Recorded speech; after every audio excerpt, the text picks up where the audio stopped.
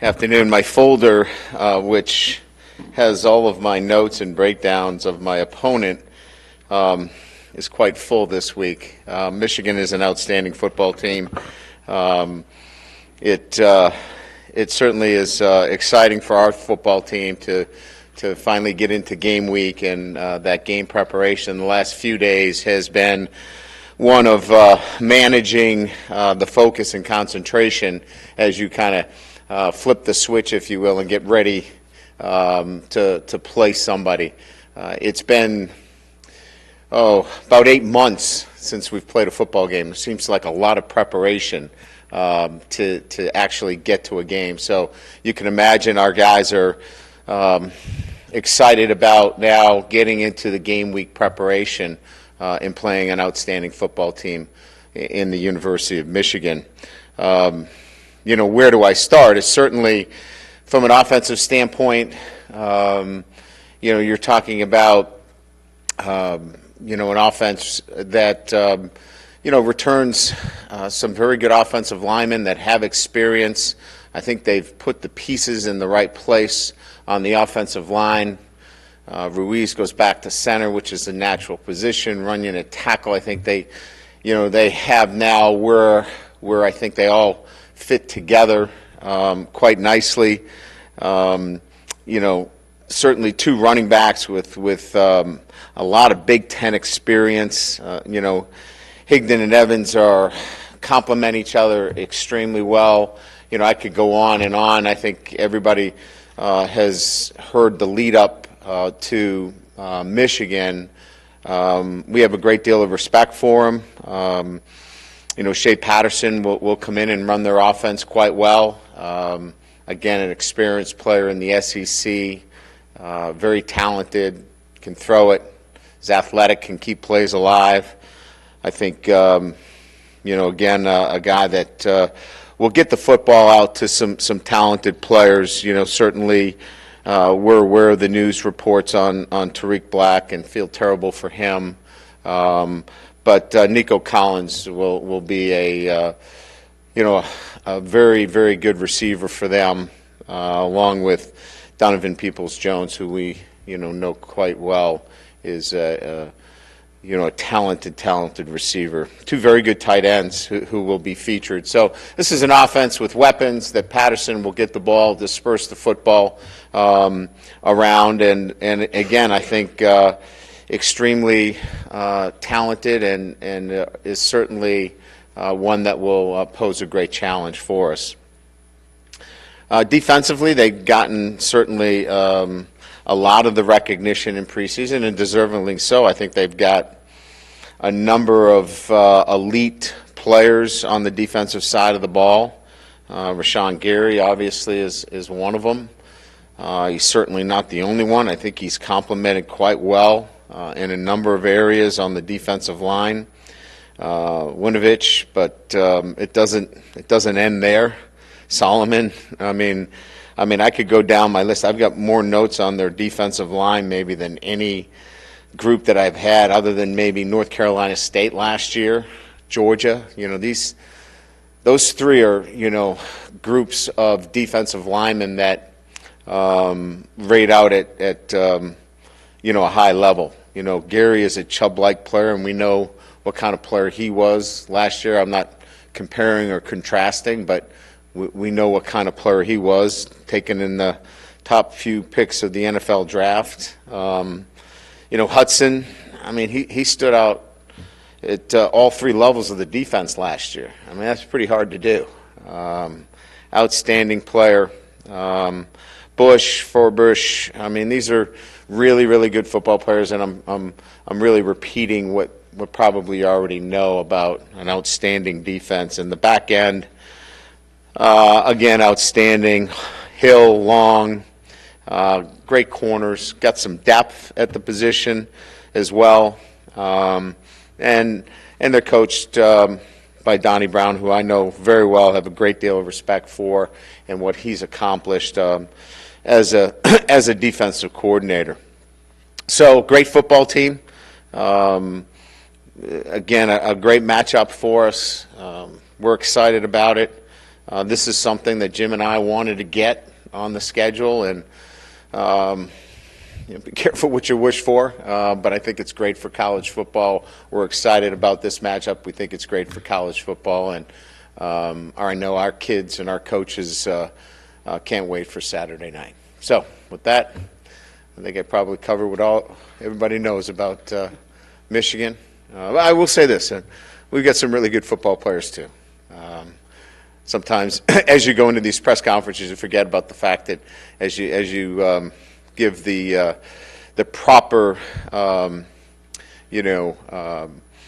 accolades to your opponent, I don't want to forget our football team. We've got a very, very good football team. Really proud of the work that our guys have done, and we've got some really good football players too, and are excited about watching them compete as well. Coach, is there any player or position on Michigan that has kept you up at night? You've lost sleep over trying to figure out how you're going to scout them and stop that position or that player?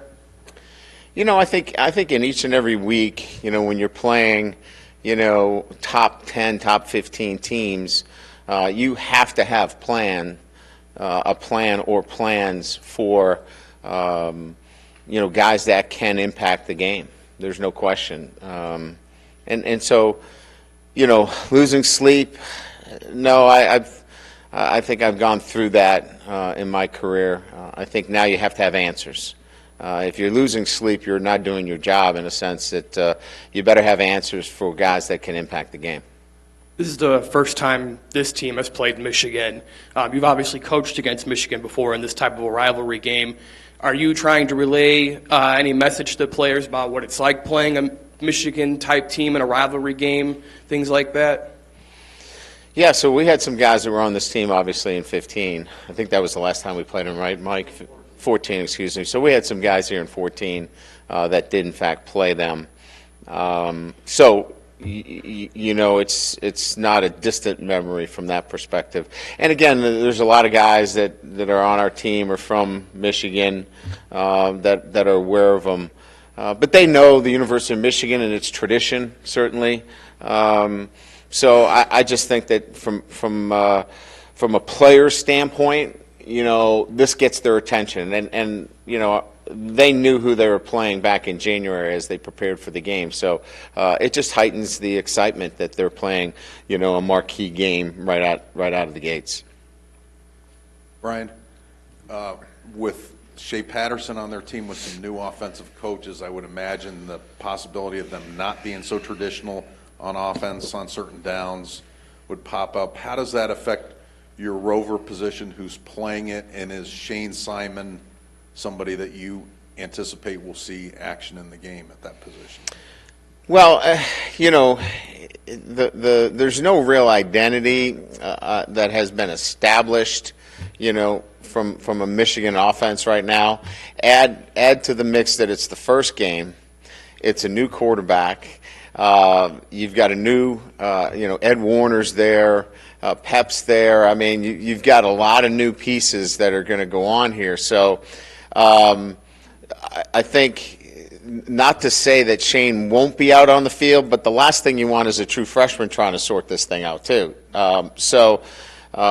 He's in the mix, certainly, but we're going to have to, there's going to be some adjustments that need to be made, and you want to rely on some guys that have some experience in those situations. Shane's going to have to be ready. He's prepared to play. But again, I think there's certainly going to be those times where we're going to be sorting some things out on the sideline, and you'd like to rely on some experience in those situations. Then beyond Chase and Miles Boykin and Chris Fink, you had a lot of kids that seemed like vying to get into that rotation. Who ultimately do you feel like made it into that rotation? How deep does that wide receiver rotation go? Well, I think you're going to see, Kevin Austin's going to be part of it. Michael Young's going to be part of that rotation. I think those two guys have proven themselves to be part of it as we move forward. That we play 3 and 4 tight ends, so I think you have to include that as part of what we do. And then the multiple running back situation. So, Eric, I wouldn't look just as as it just being a wide receiver group as much as incorporating tight ends and running backs into all of that being pass receivers and touching the football. Since you played, where are your two safety positions today compared to when you walked off the field 8 months ago in the Citrus Bowl? In a different place, in the sense that I think, I know that we are further along in terms of their ability to impact the game at the safety position and where we need them to be for us to play the kind of defense necessary to beat Michigan. Alohi Gilman has been a guy that has changed it immediately, and then I think all the other safeties that played for us last year are further ahead from where they were last year, from Jalen Elliott to Nick Coleman to Devin Studstill to Nico Fertitta to Houston Griffin, and I really think you may see multiple players and us taking advantage of all of their skill sets on Saturday night. During Media Day, Mike Elston indicated that he felt like this would be not only the best pass rush since 2012, but potentially better, which is a big statement. I mean, do you concur with that? What have you seen? Well, I'll reel him in from that. This will be the deepest defensive line that I've had at Notre Dame. And look, when you can go and play, and we can play 8 on the defensive line without feeling as though we have to cover somebody up, that's pretty good. And how that impacts what we're doing is that we can stay after you for 4 quarters when you can go 8 deep. There's not going to be a drop-off in terms of somebody has to play 60 or 70 snaps. That's where you'll see, ultimately, the biggest difference. Does that mean one guy is a Stephon Tuitt or a Lynch per se? No. But when somebody can be fresh and keep getting after somebody, it changes the way that person looks in the 3rd and 4th quarter. So this will be the deepest group that we put out there, and we expect it to have great production for us. Brian, last Thursday you talked a little bit about the quarterback situation at Brandon and Ian, that they might be used in together, and the running back situation with Tony and Jafar. Could you comment a little bit more? Are they still the same situation? Which one? Quarterbacks and the running backs.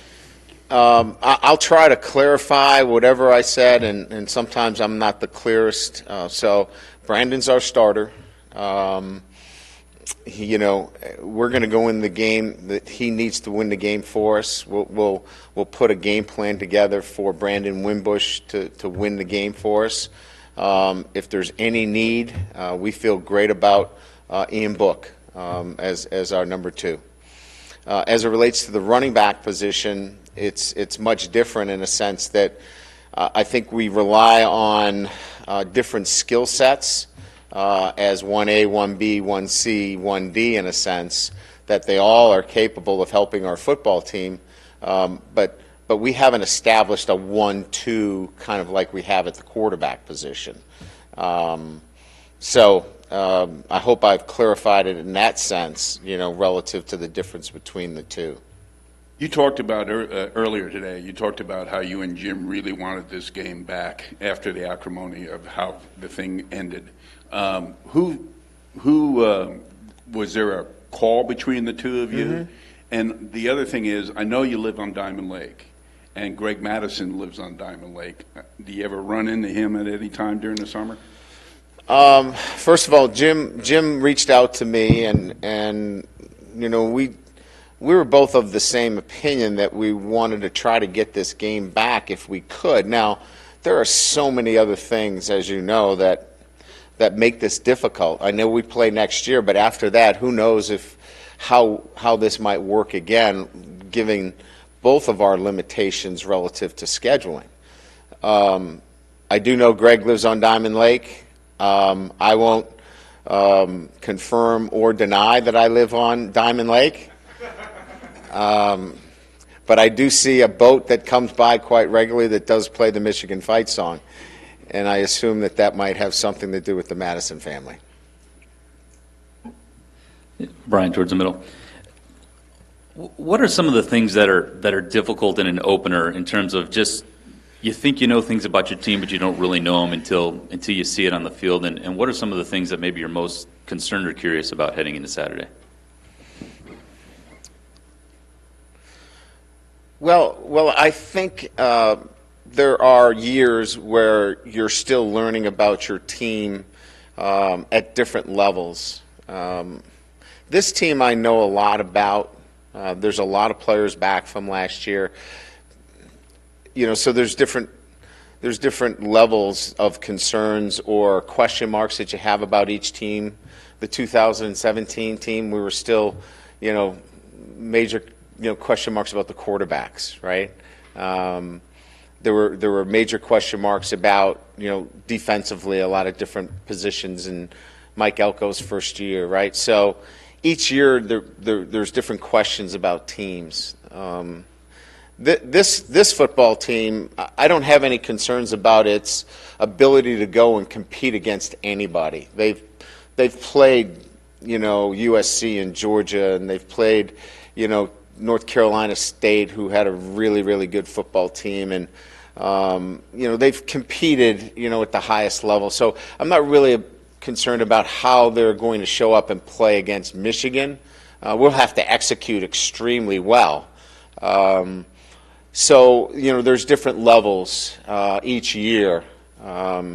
Sometimes I'm more concerned about how we'll adjust to seeing things for the first time, against an opponent that we're really not sure of some things that we'll see on offense. So maybe some of the adjustments that we're going to have to make, on the sideline, because we've got a pretty good sense of what's going to happen defensively. There'll be some wrinkles there, but we got a pretty good sense there. So I think it'll be just some of the adjustments that will have to be made in game. Will be more of the questions, more so than how my guys are going to react against in this first game. Has the vibe amongst the players been any different the last day or two? And if so, what's it kind of like as they get close to game time?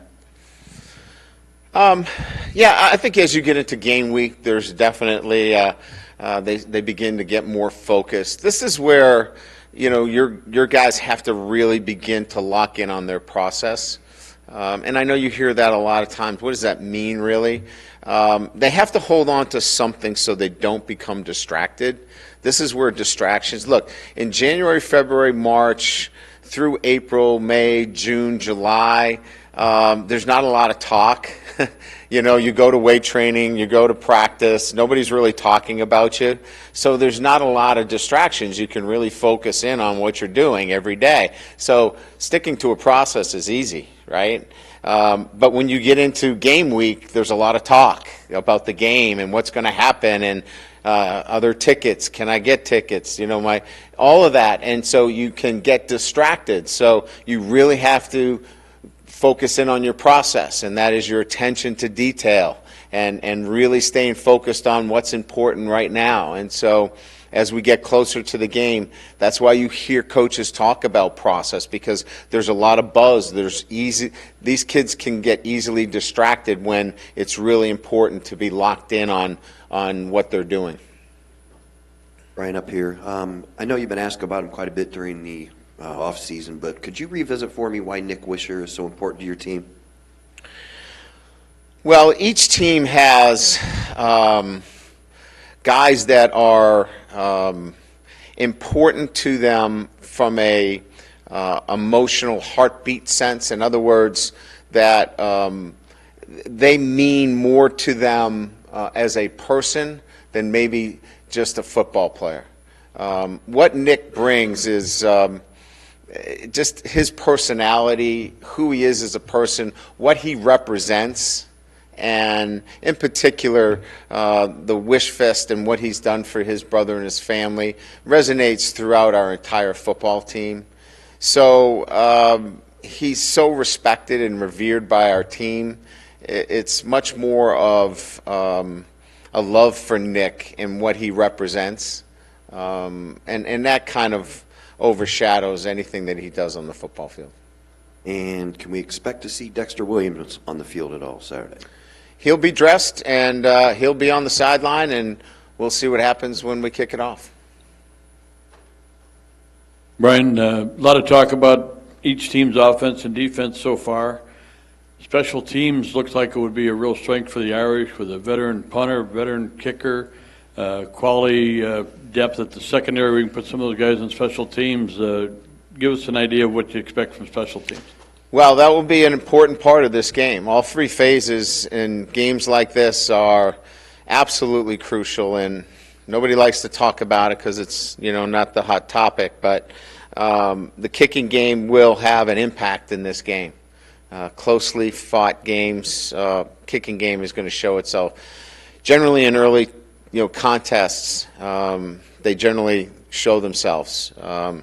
Michigan is extremely aggressive in their punt rush. We're going to have to do a great job. Donovan People-Jones is an explosive returner.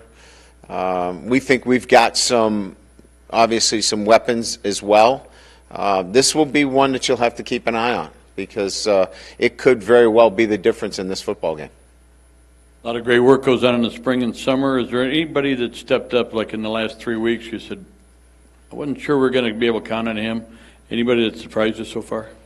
Yeah, I think anytime a true freshman, finds his way onto the football field, I don't know if it's a surprise anymore, but, you have to have maturity, you have to have athletic ability, you have to have, recall, you have to have a lot of traits that are hard to bring to the table at a place like Notre Dame or Michigan or any of the top programs because there's so much scrutiny that you're under. But a guy like Kevin Austin, a guy like Shane Simon, those guys are unique breeds that can come in and are certainly going to be guys that are going to be playing as true freshmen. Brian, I'm curious about the concept of contested catches, press coverage. Michigan's pretty aggressive there. How do you sort of drill that with Miles Boykin, Chase Claypool during the last month or so? How do you feel like they sort of responded to that aspect of this part of this game?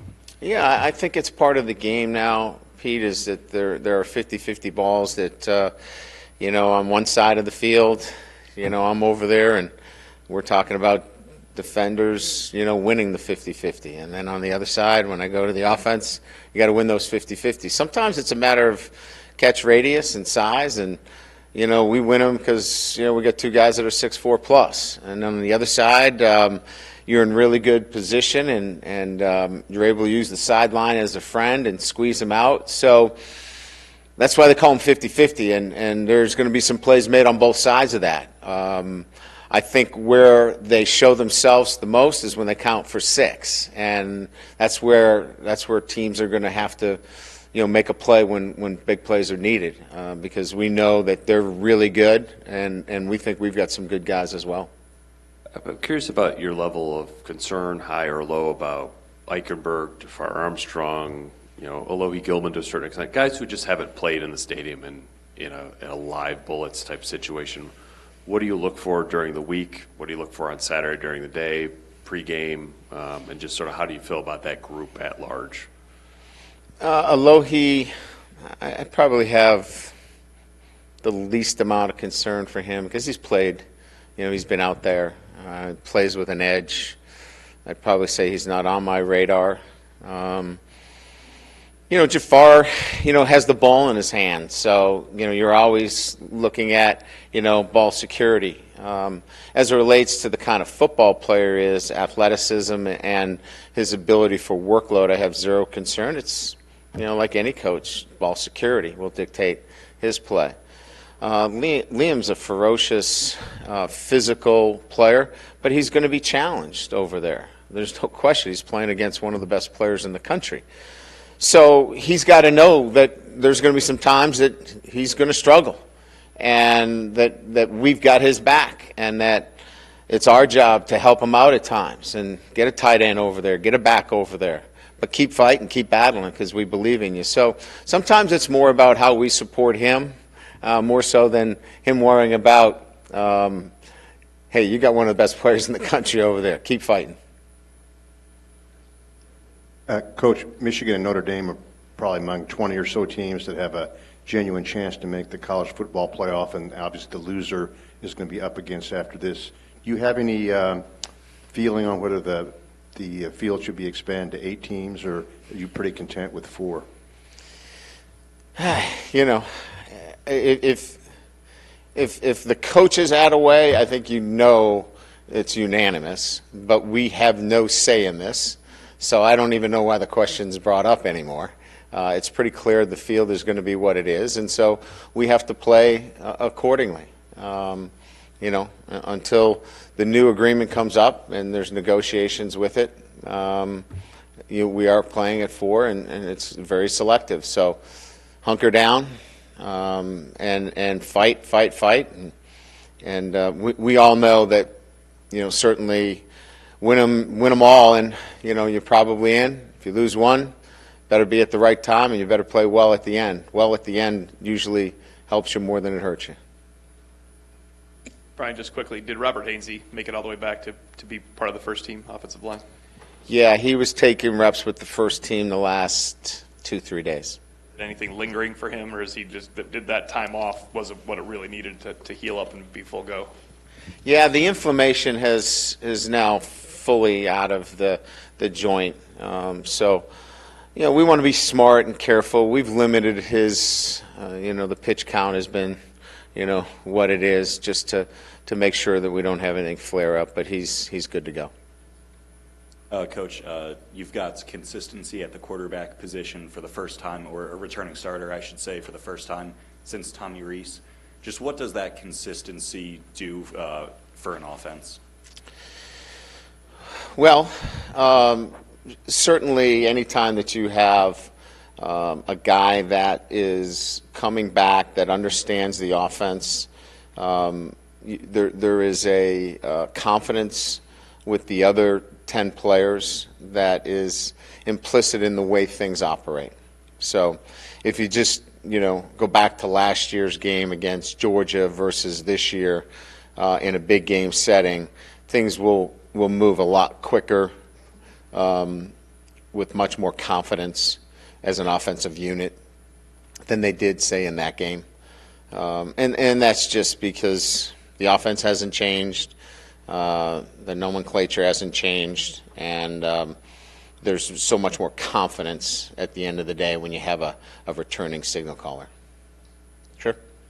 Brian, you mentioned ball security earlier with Jafar. What about with Brandon? How have you tried to attack that balance between obviously avoiding turnovers, but a player that's very capable of making big plays and wants to make big plays? Well, we can't have a fear of failure at that position. We're going to make mistakes. We have to understand the difference between, letting our guys make plays and be who they are versus being paralyzed with fear of failure. And Brandon falls under that category. At times, he got himself in a place where he didn't want to fail. The quarterback position can't be that. You have to be a guy that is out there making plays. Now, within the scope of the offense, we're not drawing it up in the sand, but he's a playmaker, and he's got to go out there with the confidence to make plays. And he's going to make some mistakes, but as long as he understands that within the scope of the offense, making good decisions, he's a smart kid, he cares, but it can't be, that we're handcuffing him, that, he can't go out there and make plays. You said at times he had that fear of failure in the past. What got him out of that? I think just our confidence in his ability to go be who he is, and not try to conform him to who we want him to be.